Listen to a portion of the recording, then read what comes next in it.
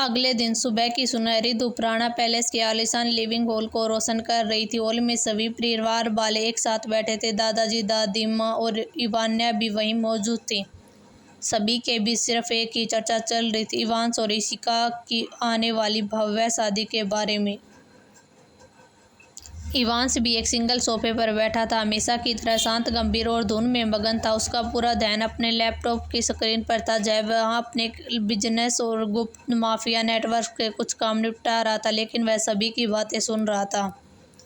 तभी हॉल के मुख्य दरवाजे से कार्तिक ने अंदर कदम रखा। उसके चेहरे के भाव बहुत कड़े थे और कदमों में एक अजीब सी हिचकिचाहट। वह हॉल के बीचों बीच सबके सामने आकर खड़ा हो गया। परिवार वालों ने भी उसकी तरफ देखा। कार्तिक ने एक गहरी सांस ली और उसकी आवाज़ में एक अजीब सी गंभीरता थी जब उसने कहा, मुझे आप सबसे एक ज़रूरी बात करनी है। कार्तिक की इस भारी और संजीदा आवाज़ सुनकर हॉल का माहौल पल भर के लिए बदल गया। सभी परिवार वाले उसके चेहरे को हैरानी से देखने लगे। सोफे पर बैठे इवांस ने भी अपनी पलकें उठाकर ठंडी और गहरी नज़रों से उसकी ओर देखा। इवांस के चेहरे पर हैरानी का एक कतरा भी नहीं था। वह हुकुम सा था जो अपने दुश्मनों से लेकर दोस्तों तक की हर हरकत पर पैनी नज़र रखता था। लेकिन उसे पहले से ही सब कुछ पता था। उसे कार्तिक और रूही के बारे में भी सब कुछ पता था और यह भी पता था कि आज कार्तिक क्या कहने वाला, लेकिन वह उसके मुंह से सब सच सुनना चाहता था। क्या बात है कार्तिक बेटा, जो भी कहना बिना किसी हिचकिचाहट के कहो। दादाजी ने मुस्कुराते हुए कहा। कार्तिक ने एक बार इवांस की तरफ देखा, जिससे उसे सिर हिलाकर हिम्मत दी। कार्तिक ने नजरें उठाई और पूरे परिवार की तरफ साफ साफ लफ्जों में कहा, मैं रूही मित्तल से प्यार करता हूँ। मैं उससे शादी करना चाहता हूँ। यह सुनते ही हॉल में एक पल के लिए सन्नाटा छा गया। परिवार का हर सदस्य उसे हैरानी से देख रहा था।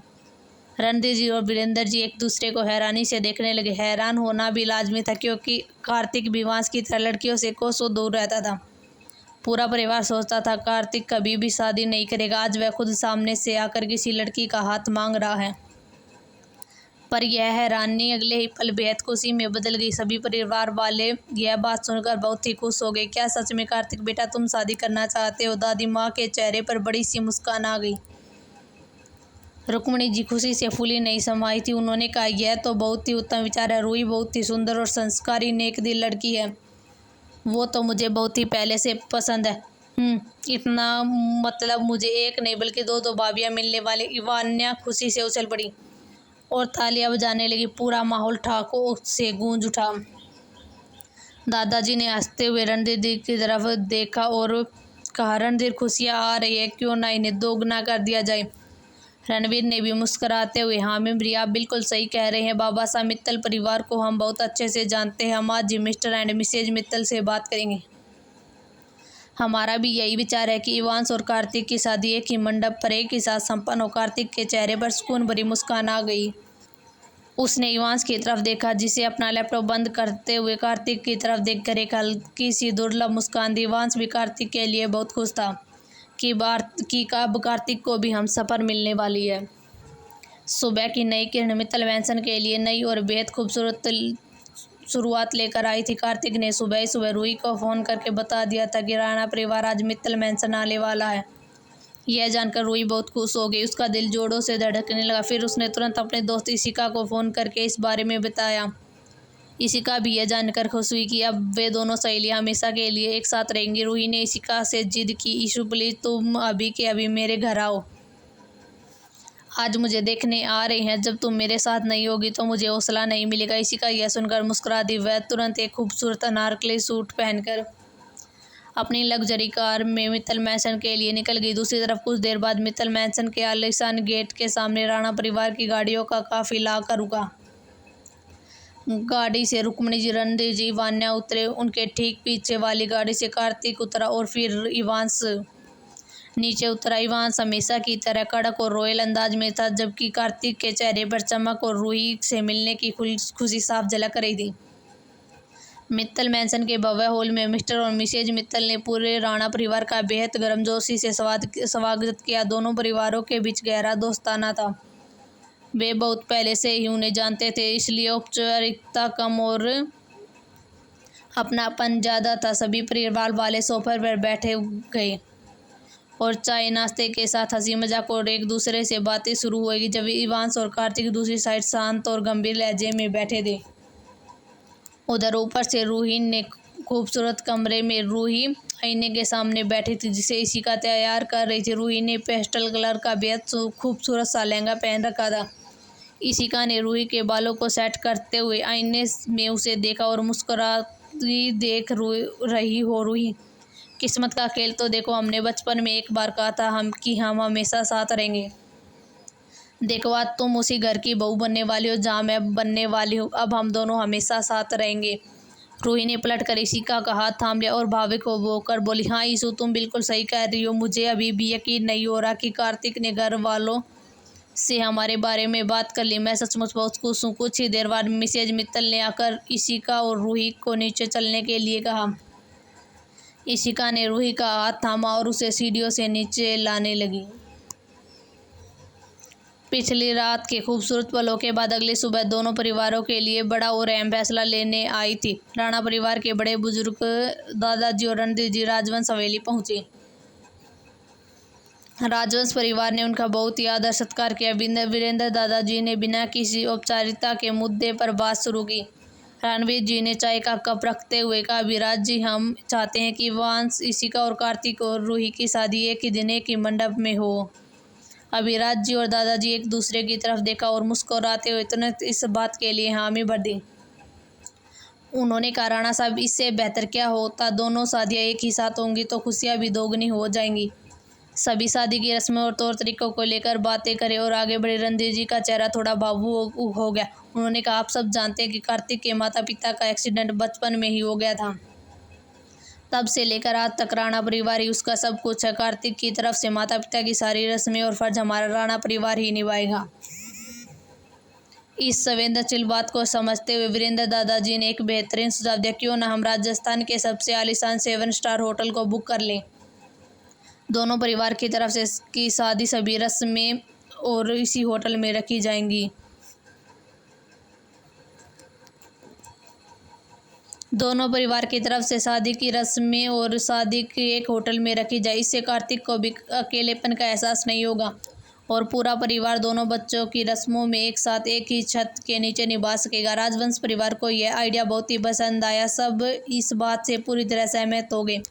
थोड़ी देर बाद राणा परिवार भी राणा पैलेस के लिए रवाना हो गया। शादी की बात पक्की होते ही पूरे घर में युद्ध स्तर की तैयारी शुरू हो गई।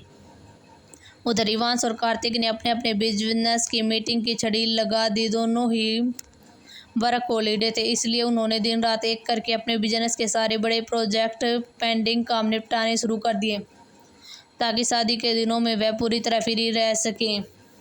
इसी बीच शादी का बुलावा भेजने का सिलसिला शुरू हो चुका था। ठाकुर परिवार को भी विशेष रूप से आमंत्रित किया गया था। इसी दौरान वेदिका को भी इशिका और रूही की शादी की खबर मिली। जब वेदिका को पता चला कि उसकी दोनों बेस्ट फ्रेंड एक ही दिन दुल्हन बनने जाने वाली हैं तो उसकी खुशी का ठिकाना ही नहीं रहा। वह तुरंत अपनी सहेलियों के साथ शामिल होने के लिए दौड़ पड़ी। अगले ही दिन शादी की बम्पर शॉपिंग के लिए शहर का सबसे बड़ा VIP डिजाइन बोटिंग बुक किया गया। मॉल के उस आलीशान फ्लोर पर सिर्फ लेडीज मौजूद थी।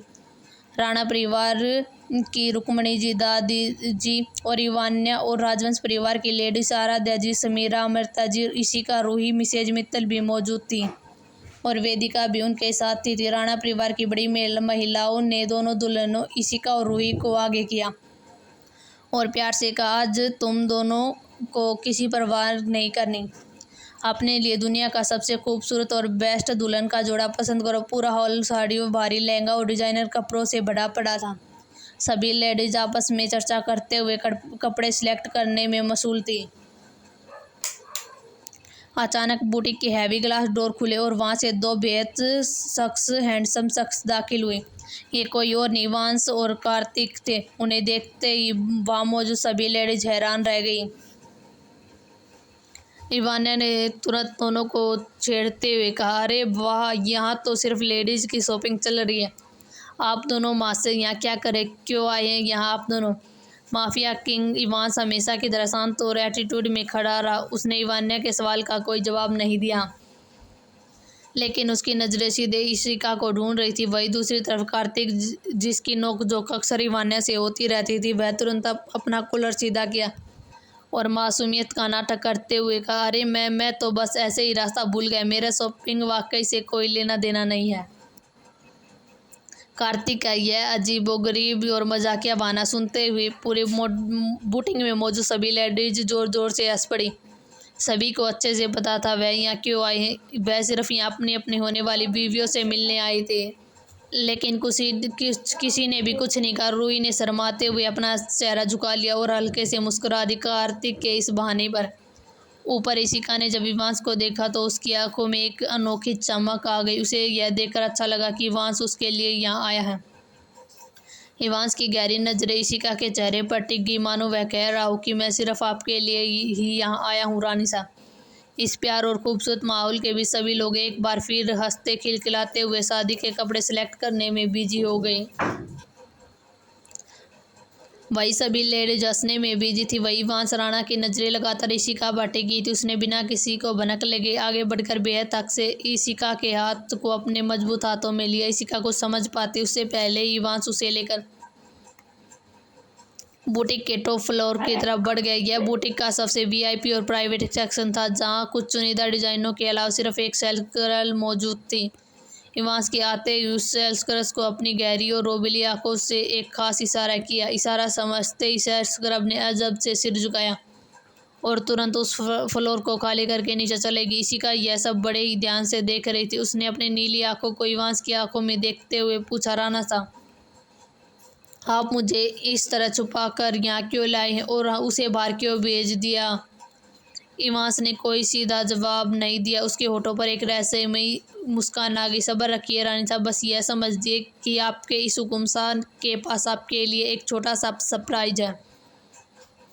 दूसरी तरफ नीचे के फ्लोर पर कार्तिक ने भी मौका देख लिया। जैसे ही सबका कपड़ों पर ध्यान था, कार्तिक ने धीरे से रूही का हाथ पकड़ा।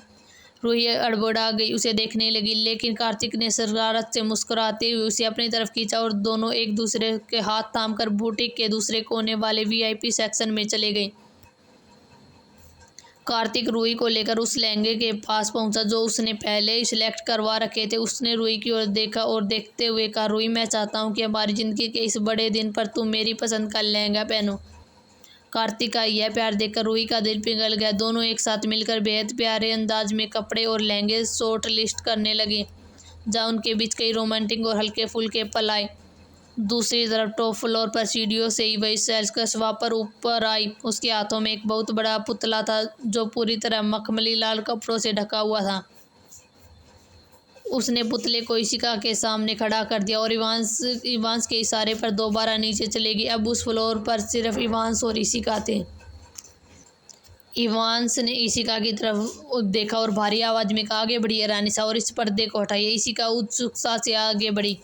उसने जैसे उस मखमली कपड़े को पकड़कर एक झटके से हटाया, उसकी सांसें वही थम गई। वह दंग रह गई। उस पतले पर बेहद खूबसूरत, रॉयल और चमकता हुआ शादी का जोड़ा था। वह कोई आम लहंगा नहीं था, बल्कि उस पर असली और बेहद कीमती डायमंड का बारीक काम किया गया था, जिससे वह पूरी तरह चमक रहा था। इवांश धीरे से इशिका के पीछे आकर खड़ा हो गया और उसने भारी आवाज में कहा, हम अपनी शादी के दिन अपनी रानी साहब को इसी शादी के जोड़े में देखना चाहते। क्या हमारी रानी साहब हमारी ख्वाहिश पूरी करेंगी? इशिका की आंखों में खुशी की चमक थी, क्योंकि वह लहंगा है बहुत ही सुंदर था। वह लहंगा वैसा ही था जैसे उसने सपनों में सोचा था। उसने मुस्कुराकर इवांश को देखा और कहा, हमें यह बहुत पसंद आया राना साहब। कुछ ही मिनटों बाद इसका वह भारी और खूबसूरत डायमंड का लहंगा पहनकर चेंजिंग रूम से बाहर आई। जैसे उसने बाहर कदम रखा, वहां का नज़ारा देखने लायक था। इवांश तो गाड़ी की चाबी घुमाकर उंगलियों में घुमा रहा था। इशिका को देखते ही जड़ हो गया। उसकी नज़रें इशिका के चेहरे और उसके लहंगे पर टिक गई। वह साक्षात किसी लोक की देवी लग रही थी, जिस पर हीरो की चमक बेफीकी पड़ रही थी। फिर इशिका वापस चेंजिंग रूम में गई और अपना लहंगा चेंज करके अपने नॉर्मल कपड़े पहनकर बाहर आ गई। दोनों के चेहरे पर एक अलग ही सुकून था। जब दोनों सीढ़ियों से नीचे उतरे, तब तक नीचे वाले फ्लोर पर सभी परिवार वालों की शॉपिंग पूरी हो चुकी थी। कार्तिक और रूही भी अपने हाथ में ढेर सारे बैग्स लिए वापस आ चुके थे। शाम ढल चुकी थी और बुटीक के बाहर की लाइट्स ऑन हो चुकी थी। सभी लेडीज अपने अपने शॉपिंग से बेहद संतुष्ट थी। दिन भर की थकान और शादी की ढेर सारी खुशियों को समेटे हुए राणा परिवार, राजवंश परिवार, रूही और वेदिका सभी विदा होकर अपने अपने आलीशान घरों के लिए रवाना हो गई। सुबह पूरा राजस्थानी भव्य उत्सव के रंग में रंग चुका था। दोनों परिवारों ने मिलकर उदयपुर का सबसे आलीशान और ऐतिहासिक 7 स्टार होटल बुक किया था। होटल को 2 विशाल हिस्सों में बांटा गया था। महल का पूर्वी हिस्सा दूल्हों यानी कि राणा परिवार के लिए आरक्षित था, जहां इवांश और कार्तिक का ठिकाना था। वहीं महल का पश्चिमी हिस्सा दुल्हन वालों यानी राजवंश परिवार और मित्तल परिवार के लिए सजाया था, जहां इशिका और रूही ठहरी हुई थी। जैसे ही दोनों परिवार वहां पहुंचे, ढोल नगाड़ा और गुलाब की पंखुड़ियों की बारिश के साथ उनका शाही स्वागत हुआ। राजपूती परंपरा के अनुसार शादी का सबसे पहले और पवित्र काम होता था विनायक स्थापना। दोपहर के शुभ मुहूर्त में महल के मुख्य प्रांगण में बने प्राचीन मंदिर में दोनों परिवारों के सदस्य पारंपरिक राजपूती पोशाक में एकत्रित हुए। आज सभी का पहनावा देखने लायक था। पुरुषों ने शाही अचकन जोधपुरी सूट और सर पर सतरंगी राजपूती साफा बांध रखा था। इवांश राणा ने डार्क मैरून रंग की अचकन और राजपूती साफे पर साक्षात कामदेव का अवतार लग रहा था, तो कार्तिक भी क्रीम रंग की राजपूती पोशाक में बेहद हैंडसम लग रहा था। वहीं दूसरी तरफ इशिका और रूही शुद्ध राजपूती पोशाक पहनी हुई थी, जिसके साथ सर पर घूंघट था। इशिका ने गुलाबी रंग का और रूही ने सुनहरे रंग की भारी राजपूती पोशाक पहनी थी, जिसमें उसकी नीली आंखें और राजपूती आभूषण उसकी खूबसूरती में 4 चांद लगा रहे थे। रूही भी गहरे नीले रंग की पोशाक में बेहद ही प्यारी लग रही थी। पंडित जी और मंत्र उच्चारण के बीच इवांश, इशिका और कार्तिक रूही ने भगवान गणेश जी की मिट्टी की मूर्ति की स्थापना की। विनायक जी को मोदक का बोतल लगाया और शादी को निर्विघ्न पूरे होने की प्रार्थना की गई। इसके बाद चाक पूजा की रस्म हुई, जहाँ परिवार की सुहागन महिलाएं मंगल गीत गाते हुए कुमार के चाक की पूजा की, जो वंशवृद्धि और खुशहाली का प्रतीक है। विनायक की स्थापना के तुरंत बाद राजपूती मर्यादा के अनुसार दोनों परिवार के बड़े बुजुर्गों की कुलदेवी के मंदिर में जाने की रस्में शुरू हो गई। और परंपरा बेहद अहम होती है, क्योंकि कुलदेवी की अनुमति और आशीर्वाद के बिना कोई भी शुभ कार्य आगे नहीं बढ़ता। मंदिर पहुंचकर पंडित जी ने विधि विधान से महाआरती शुरू की। शंखनाद और घंटियों की गूंज से पूरा माहौल आध्यात्मिक हो गया। इवांश और इशिका ने एक साथ आगे बढ़कर कुलदेवी के चरणों में शीश नवाया और कुमकुम का तिलक लगाया। इवांश ने पूरी श्रद्धा से कुल देवी के सामने हाथ जोड़े, जबकि इशिका ने अपनी शक्तियों से महसूस किया कि कुल देवी का एक दिव्य और सकारात्मक आशीर्वाद उन दोनों के ऊपर बरस रहा है। इसके ठीक बाद कार्तिक और रूही ने भी कुल देवी का आशीर्वाद लिया और मंदिर के पुजारी ने दोनों जोड़ों को कुल देवी की पवित्र रक्षा सूत्र बांधा। कुल देवी के दर्शन करके जब सब वापस होटल लौटे, तो असली राजपूती शादियों का रंग चढ़ने लगा। अब बारी थी बान बैठने की, यानी कि तेल बान की रस्म। इस रस्म के बाद से दूल्हा और दुल्हन शादी होने तक अपने कमरों से बाहर नहीं निकल सकते और ना ही एक दूसरे को देख सकते। होटल के दोनों अलग अलग हिस्सों में यह रस्म एक साथ शुरू हुई। दूधिया बान राणा परिवार, इवांश और कार्तिक को लकड़ी के पटड़े पर बिठाया गया। इवान्या और परिवार की अन्य बहनों ने हल्दी, चंदन, दही, सरसों के तेल का उबटन बनाकर दोनों भाइयों के पैरों, हाथों और चेहरे पर लगाना शुरू कर दिया।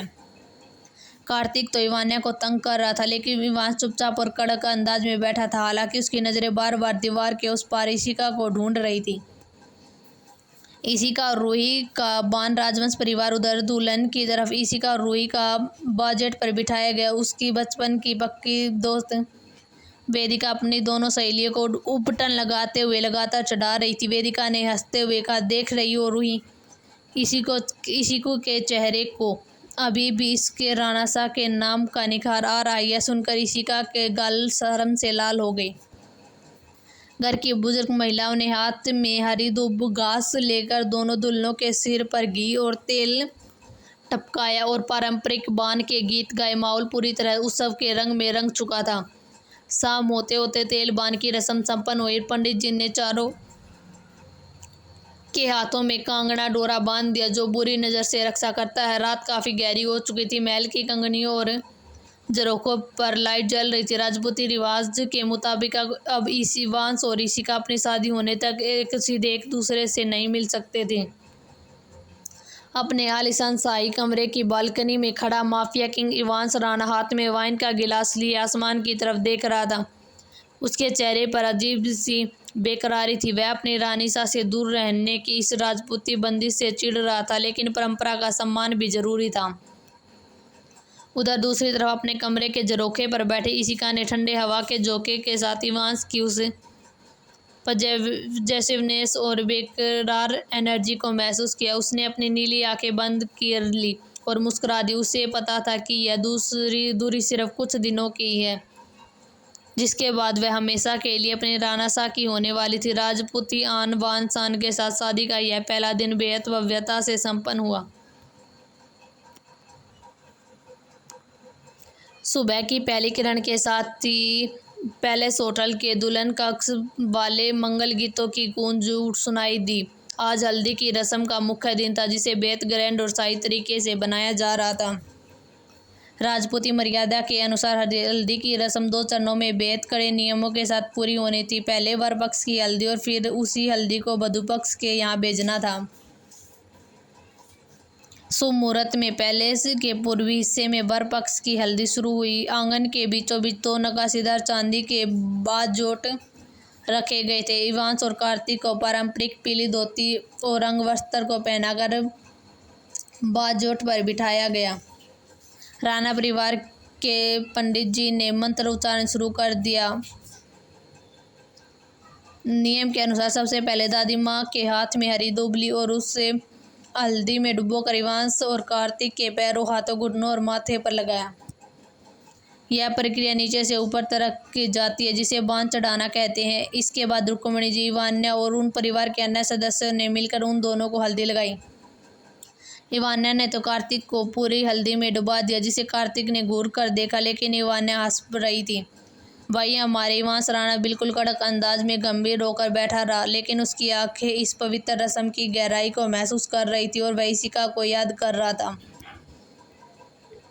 जब पुरुषों की बारी आई तो दादाजी और रणधीर जी ने और सभी परिवार के पुरुषों ने मिलकर इवांस और कार्तिक को हल्दी लगाई और उन्हें नए जीवन का आशीर्वाद दिया। नियम के अनुसार दूल्हे के बदन से जो हल्दी उतरती है उसे बेहद संभाल कर चांदी के कलश में रखा गया और फिर इसे दुल्हन पक्ष वालों की तरफ ले जाया गया। जैसे ही राणा परिवार के खास कारिंदे और ढोली चांदी के थाल में वह पवित्र हल्दी लेकर दुल्हन पक्ष वालों के पास पहुंचे, वहां शंखनाद और ढोल नगाड़ों से उसका स्वागत किया गया। यहाँ का नज़ारा किसी जन्नत जैसा था। प्रांगण पीले गेंदों के फूलों से सजा हुआ था। ईशिका और रूही को 2 अलग अलग खूबसूरत बाजोट पर बिठाया गया था। दोनों ने खूबसूरत लहंगा पहना हुआ था। आज मेहंदी की रस्म होनी थी। पैलेस के पश्चिमी और विशाल झरोखे वाले हॉल में मेहंदी का दरबार सजाया गया था। पूरे फर्श पर मखमली गद्दे और तकिए लगाए गए थे। दीवार हरे और सुनहरे रंग के पर्दों से सजी हुई थी। ईशिका और रूही ने आज बेहद खूबसूरत हरे रंग का लहंगा पहना हुआ था। समीरा, आराध्या जी और अमृता जी, रूही की मम्मी और वेदिका ने उन्हें सहारा देकर हॉल के बाजोट पर बिठाया। राजपूती लोकगीतों के लिए विशेष रूप से लंगा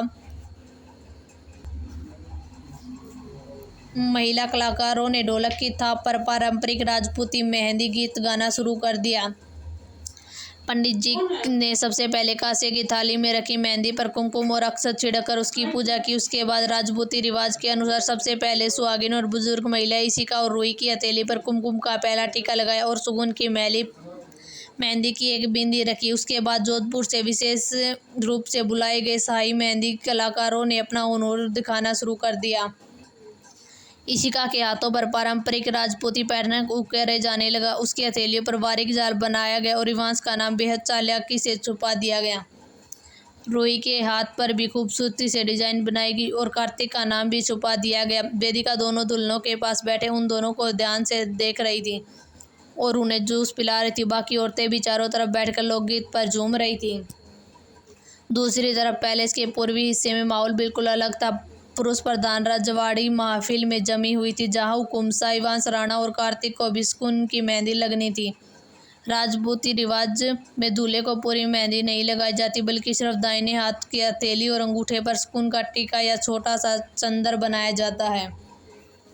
दादाजी और रणधीर जी की मौजूदगी में दोनों भाइयों के हाथों में सुकून की मेहंदी लगाई गई। रस्म पूरी होते ही दोनों भाई बड़े की नज़रों से बचाकर अपने कमरों में वापस आ गए। दोनों के हाथों पर लगी मेहंदी अभी सूख ही रही थी, इसलिए वह हथेलियां हवा में फैलाए बैठे थे। अपनी बेकरारी को छुपाने के लिए दोनों ने एक बार फिर अपने लैपटॉप खोल लिए और अपनी कोहनियों के सारे कीबोर्ड को ऑपरेट करने की नाकाम कोशिश करने लगे। कार्तिक ने जल्लाते हुए कहा, यार इवांशी, यह रस्में क्यों बनाई जाती हैं?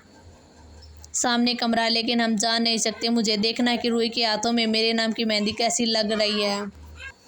इवांश पूरी तरह चुप रहा। उसकी गहरी आंखें स्क्रीन पर टिकी हुई थी, लेकिन उसका दिमाग पूरी तरह दीवार के उस पार ईशिका के पास था। वह अपनी रानिसा के हाथों पर अपने नाम का रंग देखने के लिए अंदर ही बेचैन हो रहा था। तभी कमरे का दरवाजा खुला और इवान ने एक बार फिर सातिर मुस्कान लिए अंदर दाखिल हुई। उसे पता था कि कल की तरह आज भी उनके भाई पूरी तरह बेबस हो गए। इवान्या ने आंखें मटकाते हुए कहा, क्या हुआ हमारे प्यारे भाइयों? वहाँ राजवंश परिवार में भाभीियों की मेहंदी की रस्म पूरी हो चुकी है। दोनों भाभीियों के हाथ पर इतनी गहरी और खूबसूरत मेहंदी लगी है कि क्या ही बताऊं। और हाँ, इसी का भाभी के हाथ में इवांश और रूही भाभी के हाथ में कार्तिक नाम भी छप चुका है। क्या आप दोनों मेहंदी देखना चाहते हैं? कार्तिक ने तुरंत अपना लैपटॉप बंद किया और बेताबी से बोला, बहन तू सच में फरिश्ता है, जल्दी से फ़ोटो दिखा, मुझे देखना रूही के हाथ में मेरा नाम कहाँ लिखा है। इवांश ने भी अपने हाथ की मेहंदी को देखा, लैपटॉप को एक तरफ सरकाया और अपनी बहन को रोबेली आंखों से देखने लगा। इवान्या ने मुस्कुराते हुए अपना फ़ोन आगे कर दिया। स्क्रीन पर दो बेहद खूबसूरत तस्वीर थी जो रूही और ईशिका के हाथ की थी। दोनों के मेहंदी में सजे लाल हरे हाथ साफ दिख रहे थे, लेकिन तस्वीर इस तरह ली गई थी कि नाम बहुत ही बारीकी से छुपा हुआ था और थोड़ा धुंधला भी था। कार्तिक ने कहा, यार इसमें तो कुछ समझ ही नहीं आ रहा। तू यह फ़ोटो मेरे फ़ोन पर भेज, मैं बस शांति से अपना नाम ढूंढ लूँगा।